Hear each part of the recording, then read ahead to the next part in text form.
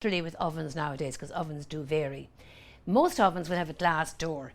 So if your cake is getting a little too brown on top in a much shorter time than the recipe suggests, cover it lightly with some brown paper. Anyway, I didn't find it necessary to do that. My oven has worked very well. So after 2.5 hours, my cake should be baked. Now, if not, you can put it back in the oven. But to test the cake, take it out, as I've done there. Take a skewer, but not everybody has a skewer in the house. You'll always have a knife. Take a knife, and in one of the little slight crevices in the cake, press your knife in at an angle, right down gently into the cake. Leave it there for a few seconds, take it out. Now, if your knife is clean, that means your bread, or your cake rather, is baked.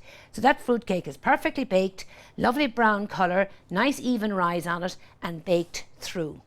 By having the double layer of paper on it as well, of course, it's not scorched or browned around the edges or on the base. For fruit cakes, you always leave the cake in the tin to go cold. Don't attempt to take that out at this stage. If you want to pour extra alcohol on the cake, which you can do when it's cold, you can pour a measure of alcohol on it when it's gone completely cold. If you put it on while it's hot, I find it just evaporates.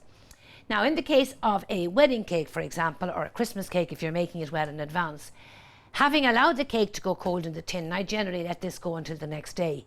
I then turn the cake out of the tin. But if possible, keep the lining paper attached to the cake. When you turn it out, it will be attached. Leave it on the cake, the sides and the base. Attach to the cake, wrap it in fresh greaseproof paper and tin foil, and store it in a cool, dry place. This will keep the cake moist for much longer. So, happy baking with your Christmas cakes.